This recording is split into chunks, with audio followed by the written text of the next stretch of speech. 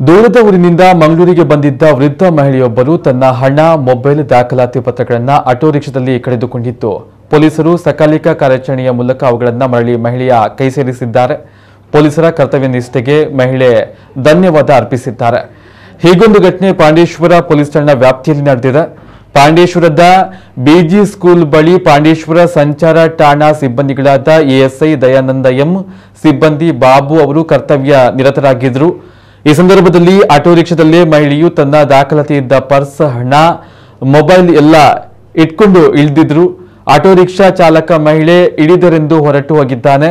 ಕೂಡಲೇ ಮಹಿಳೆ ಅಲ್ಲಿದ್ದ ಸಂಚಾರಿ ಪೊಲೀಸರು ತಮ್ಮ ನೆಟ್ವರ್ಕ್ ಮೂಲಕ ಆಟೋ ರಿಕ್ಷಾ ಚಾಲಕನನ್ನ ಪತ್ತೆ ಹಚ್ಚಿ ಆತನನ್ನ ಕರೆಸಿಕೊಂಡಿದ್ದು ಮಹಿಳೆಯ ದಾಖಲೆಗಳನ್ನು ಮರಳಿ ಆಕೆಗೆ ಒಪ್ಪಿಸಿದ್ದಾರೆ.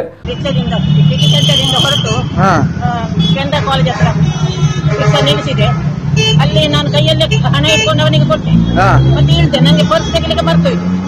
ಅದು ಇಳಿದ ಕೂಡ ನಂಗೆ ನೆನಪಾಯ್ತು. ಅದೇ ತಿರುಗಿ ನೋಡಿದ ರಿಕ್ಷಾ ಹೋಗಿ ಆಗಿದೆ. ಅದೇ ಯಾರ ಹತ್ರ ಹೇಳಿದ್ರಿ? ಅಲ್ಲೇ ನೀವು ಇಬ್ಬರು ಪೊಲೀಸ್ ಇದ್ರು, ಅವ್ರ ಹತ್ರ ಹೇಳಿದೆ. ಟ್ರಾಫಿಕ್ ಪೊಲೀಸ್ ಅವರು ತುಂಬಾ ಕೋಆಪರೇಟ್ ಮಾಡಿದ್ರು. ನಾನು ಅನ್ಕೊಂಡಿರ್ಲಿಲ್ಲ ಪೊಲೀಸ್ ಅಂದ್ರೆ ನಂಗೆ ಭಯ ಬೇರೆ. ನಾನು ಇಷ್ಟು ತನಕ ಪೊಲೀಸ್ ಹತ್ರ ಮಾತಾಡಿಲ್ಲ. ಪೊಲೀಸರು ಏನು ಮಾಡಿದ್ರು? ಅವರು ಇಮಿಡಿಯೇಟ್ಲಿ ಆಕ್ಷನ್ ತಗೊಳ್ತೇನೆ, ನನಗೆ ಬರ್ತಿದ್ದು ನಂಬರ್ ಕೊಟ್ರು, ನನಗೆ ಮತ್ತೆ ಹೋಗ್ಲಿಕ್ಕೆ ಹಣ ಕೊಟ್ರು. ಫೋನ್ ಮಾಡಿದ್ರು, ಅವರು ಫೋನ್ ಬೇರೆ ಮಾಡಿದ್ರು, ಎಲ್ಲ ಹೇಳಿದ್ರು. ನನಗೆ ತುಂಬಾ ಅಡ್ವೈಸ್ ಎಲ್ಲ ಮಾಡಿದ್ರು.